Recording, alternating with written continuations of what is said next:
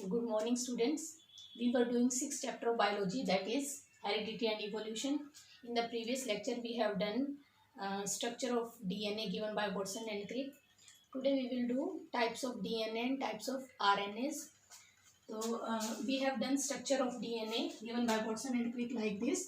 It was a double helical structure which was given by Watson and Crick. In this, base pairs were arranged in one turn. We have discussed what is one turn. It was a distance from one minor groove to other minor groove, or we can say 360 degree turn की जब पूरी एक rotation complete होती है 360 degree तक, वहां तक complete होती है वन टर्न. या फिर ऐसे कह सकते हैं कि वन माइनर ग्रूव से अदर माइनर ग्रूव और वन मेजर ग्रूव से अदर मेजर ग्रूव के बीच में जो डिस्टेंस है which was 34 angstrom. And we have seen that there are 10 base pairs. Here there were 10 base pairs. Nitrogen bases जो थे वो अरेंज कैसे होते हैं इसमें अब वो देखते हैं. There are some rules for arranging nitrogenous bases in this DNA. We have seen this A, C, G, A, T likewise, and we have seen that A combines with T, C with G, G with C, A with T and T with A. तो base pairing rule क्या कहता है?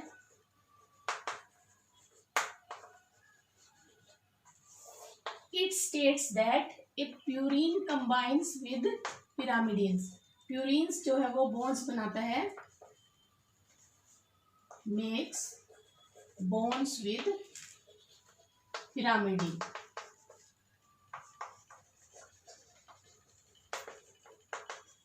Purines कौन कौन से हैं? A and जी. और pyrimidine DNA के केस में कौन से होते हैं? C and T. तो A will always combine with T with 2 hydrogen bond and C will combine with G with 3 hydrogen bonds. ये हमने कर लिया था उस दिन. जो सेकंड रूल था that was Chargaff's rule. Chargaff's rule क्या कहता है कि number of adenine is equal to number of thymine. कि ए और टी का नंबर इक्वल होता है. ये बॉन्ड्स नहीं है, ये इक्वल टू का साइन है. एंड नंबर ऑफ साइटोसिन जो सी है that is equal to number of guanine G. इस सी का नंबर इक्वल है जी के नंबर के. ठीक है. तो अगर इनका हम देखें रेशो तो A will be equal to T and C will be equal to G. तो कैलकुलेट कर सकते हैं. हमें मान लो न्यूमेरिकल प्रॉब्लम सोल्व करनी हो इस टॉपिक के ऊपर तो किस टाइप में सोल्व करते हैं. मान लो क्वेश्चन गिवन है कि किसी डीएनए के अंदर 20% एडेनिन है. तो कैलकुलेट करो कि इसके अंदर ग्वानिन कितना होगा. अब हमें पता है एडेनिन 20 है तो इसके अंदर एडेनिन किसके इक्वल होता है? थाइमिन के इक्वल. तो थाइमिन कितना होगा? वो भी 20 होगा. और दोनों को कंबाइन करें A plus T 20 plus 20 that is 40. तो बाकी जो हैं वो बच गए वो कितने होंगे? 100 में से ये 40 माइनस करें 60. अब ये 60 जो है ये किसके इक्वल होगा? सी प्लस जी के 60. तो हम निकाल सकते हैं इन दोनों का नंबर तो इक्वल ही है. तो 60 में से 30 क्या हो जाएंगे? सी और जी. तो हम कैलकुलेट कर सकते हैं ग्वानिन इज 30. ठीक है. ये छोटी छोटी न्यूमेरिकल प्रॉब्लम्स आती हैं इसके ऊपर. अब का बात करते हैं types of DNA. Types of DNA.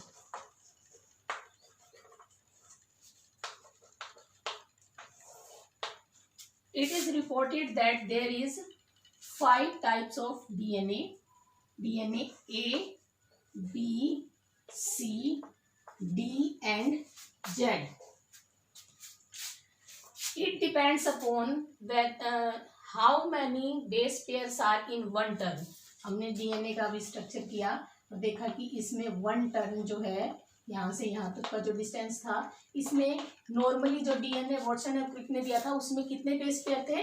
10 base pair, और वो बी टाइप का था। ठीक है, तो on the basis of number of base pair in one turn, A जो होता है इसके अंदर 11 बेस पेयर होते हैं वन टर्न के अंदर, बी के अंदर 10 होते हैं, ये वॉटसन एंड क्रिक ने दिया था और सबसे ज्यादा यही पाया जाता है। सी के अंदर होती है 9.33, डी के अंदर 8 बेस पेयर होते हैं और जेड के अंदर होते हैं 12 सबसे ज्यादा। ठीक है, जो सेकंड मेन डिफरेंस जिसके बेसिस पे इनको अलग किया जाता है दैट इज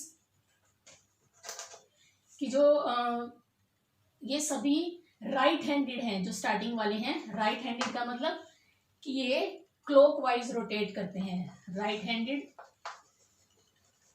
ये भी राइट हैंडेड है, ये भी, और ये भी राइट हैंडेड है। लेकिन एक जो जेड है ये एक्सेप्शनल केस है, ये लेफ्ट हैंडेड है, यानी एंटी क्लॉकवाइज उल्टी डायरेक्शन में ये रोटेट करता है, लेफ्ट हैंडेड है। ठीक है, तो बस ये इतना जस्ट ब्रीफ इंट्रोडक्शन पता होना चाहिए टाइप्स ऑफ डीएनए का। आज हम जो डिस्कस करने वाले हैं that is other type of nucleic acid, RNA, ribo nucleic acid. DNA के बारे में हमने कर लिया है, डीएनए का स्ट्रक्चर। आरएनए क्या है? Ribo nucleic acid. ये भी एक तरह का, it is a polymer of nucleotides, जैसे डीएनए को कहा था polymer of nucleotides, it is a polymer of nucleotide.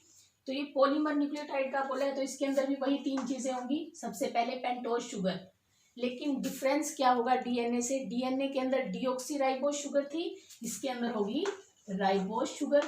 तो न्यूक्लियोटाइड है तो पहला मॉलिक्यूल शुगर का होगा, ribose sugar. Second was nitrogenous base,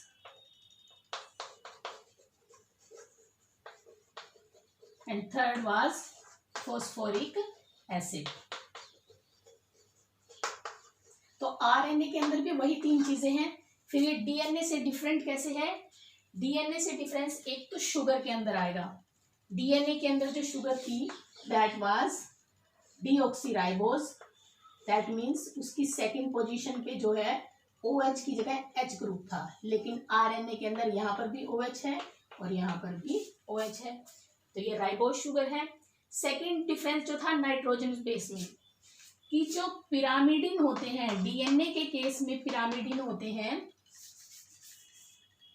C and T, और आरएनए के केस में जो पिरामिडिन होते हैं C एंड T की जगह रिप्लेस हो जाता है T, इसकी जगह आ जाता है U, uracil, that is U। बस ये डिफरेंस है इनमें नाइट्रोजन बेस में। और थर्ड इज फॉस्फोरिक एसिड। अब जो और मेन डिफरेंस है आरएनए का DNA say that is RNA is a single stranded structure. DNA एक दो एक्सेप्शनल केस है वो बाद में पढ़ेंगे, लेकिन आरएनए जो है वो सिंगल स्ट्रैंडेड होता है, डीएनए की तरह डबल स्ट्रैंडेड नहीं होता। ठीक है, तो अब टाइप्स ऑफ आरएनए की बात करते हैं। ये भी वैसे ही चेन बनाता है जैसे डीएनए चेन बनाता है। Types of RNA,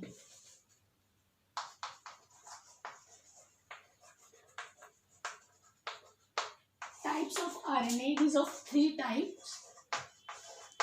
first is messenger RNA, second is tRNA, transferring RNA, third is ribosomal RNA. ठीक है, तो ये मैसेंजर आरएनए, tRNA और राइबोसोमल आरएनए, 1 बाय 1 इनका स्ट्रक्चर डिस्कस करेंगे हम। सबसे पहले मैसेंजर आरएनए को डिस्कस करते हैं। Messenger RNA, as the name is indicating, messenger, देखो जो डीएनए होता है it is present in the nucleus of the cell. DNA जो है सेल के न्यूक्लियस के अंदर प्रेजेंट होता है, लेकिन डीएनए ने जो अपनी इंफॉर्मेशन कोड करवानी है, डीएनए ने आगे प्रोटीन की सिंथेसिस करवानी है, तो वो न्यूक्लियस के अंदर नहीं होता। जो साइटोप्लाज्म है सेल का, उसके अंदर राइबोसोम्स प्रेजेंट होते हैं, ऐसे राइबोसोम्स प्रेजेंट हैं, तो उन राइबोसोम्स के अंदर जाके प्रोटीन की सिंथेसिस होती है। तो अब ये डीएनए खुद निकल कर तो नहीं जाएगा राइबोसोम के साथ, क्योंकि डीएनए कहाँ पर होता है, न्यूक्लियस के अंदर।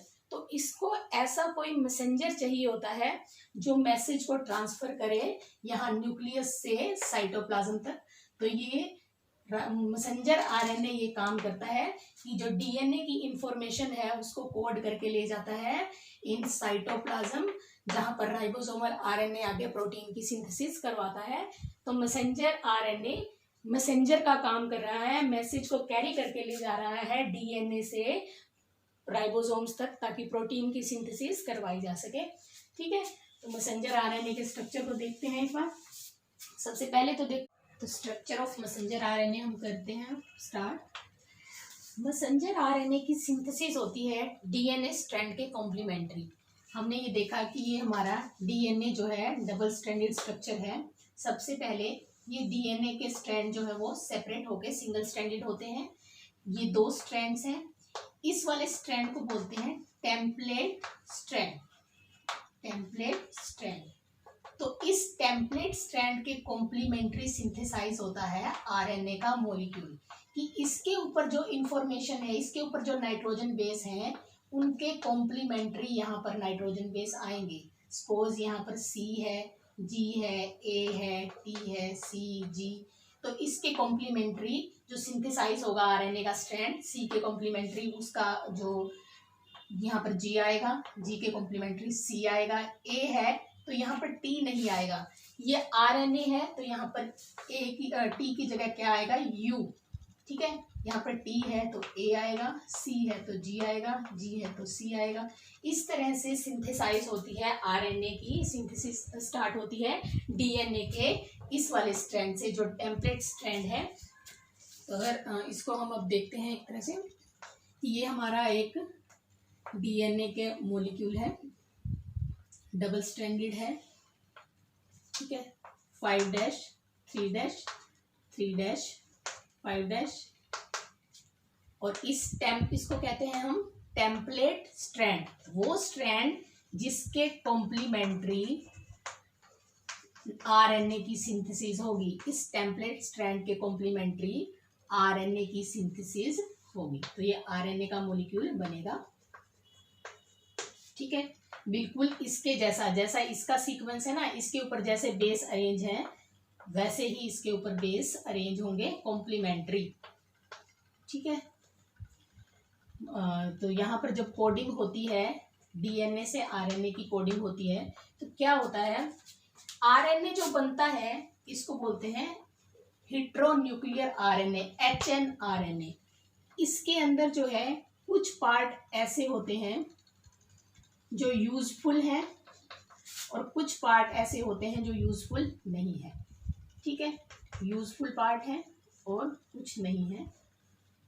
यूजफुल का क्या मतलब है कि इन पार्ट्स ने आगे जाके प्रोटीन की सिंथेसिस करवानी है और किन पार्ट्स ने आगे जाके प्रोटीन की सिंथेसिस नहीं करवानी है। तो जो ये वाले पार्ट हैं इनको बोलते हैं कोडिंग रीजन, और सेकंड नेम है इनका एक्सोन। ठीक है, बीच में से ये पार्ट जो आ रहा है that is non coding region, और इसको बोलते हैं हम इंट्रोन। कि आगे जाके एक्सोन जो है ये तो प्रोटीन की सिंथेसिस करवाएंगे, लेकिन इंट्रोन जो है ये नहीं करवाएंगे। तो इंट्रोन्स को रिमूव करना जरूरी होता है, क्योंकि इनका कोई यूज ही नहीं है। तो जो ये बीच में इंट्रोन्स हैं इनको हम रिमूव करवाते हैं। इस प्रोसेस को बोलते हैं स्प्लाइसिंग। स्प्लाइसिंग मीन्स कट करवा देना। तो स्पेशल टाइप के एंजाइम होते हैं सेल के अंदर जिनको बोलते हैं हम एंडोन्यूक्लियेज।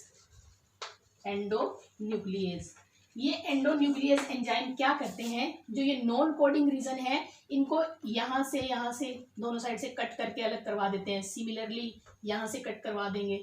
तो अब जो हमारे पास बचता है स्प्लाइसिंग के बाद आरएनए, उसके अंदर सारे के सारे रीजन वो होंगे जो एक्सोन है। बीच में से हमने इंट्रॉन्स को रिमूव करवा दिया है, अब सिर्फ एक्सोन्स बचे हैं हमारे पास। तो इस तरह से हमारे पास अब ये जो आरएनए आया है इसको बोलते हैं हम स्प्लाइस्ड आरएनए। स्प्लाइस्ड की स्प्लाइसिंग के बाद बना है स्प्लाइस्ड आरएनए, जिसके अंदर सारे के सारे इंट्रॉन्स हैं जो आगे जाके सारे के सारे एक्सोन्स हैं जो आगे जाके प्रोटीन की सिंथेसिस करवाएंगे। ठीक है, लेकिन अभी भी ये स्टेबल मॉलिक्यूल नहीं बना है। कंप्लीट जो मैसेंजर आरएनए का मॉलिक्यूल बनना चाहिए वैसा नहीं बना है, ये स्टेबल नहीं है। तो अब इसको हम स्टेबलाइज करवाते हैं। स्टेबलाइज्ड कैसे होगा कि ये मैसेंजर आरएनए का हमारा मॉलिक्यूल था जिसके अंदर सारे एक्सोन्स प्रेजेंट हैं।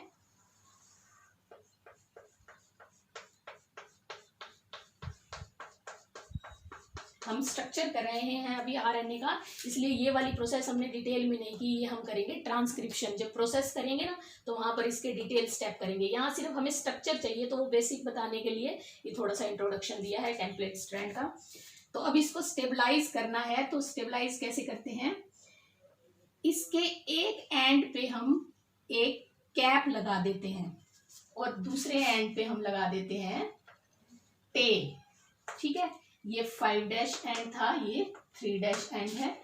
तो यहाँ पर जो ये कैप लगाई है ये किस चीज की बनी हुई है, ये ग्वानिन की कैप बनी हुई है। मिथाइलेटेड ग्वानिन, ग्वानिन का मॉलिक्यूल है और उसके साथ मिथाइल ग्रुप जुड़ा हुआ है, तो मिथाइलेटेड ग्वानिन, ग्वानिन कैप। ठीक है, कैप बोलते हैं इसको। और यहाँ पर हमने ये टेल ऐड की है। ये टेल किस चीज की बनी हुई है, बहुत सारे एडेनिन ग्रुप जुड़कर टेल बनाते हैं, तो इसको बोलते हैं पॉली एडेनिन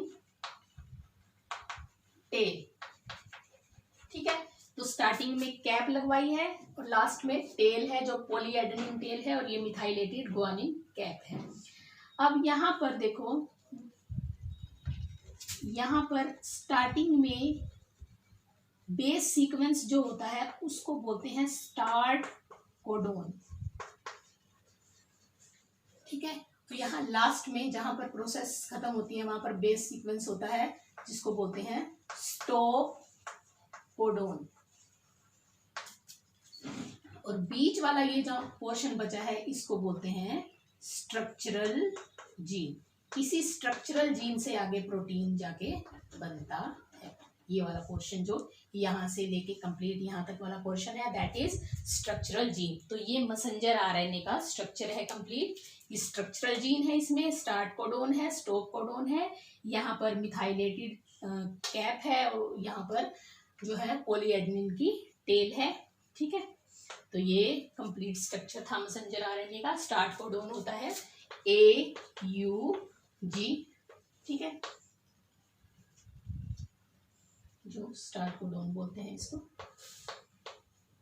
तो ये आगे इसकी डिटेल जब ट्रांसक्रिप्शन करेंगे तो इन सबके सभी पार्ट्स के फंक्शन भी बताएंगे। यहाँ पर सिर्फ हमें स्ट्रक्चर करना है, तो अगर सिर्फ ये पूछा जाता है कि draw the structure of RNA, तो ये वाला स्ट्रक्चर हमने ड्रॉ करना है।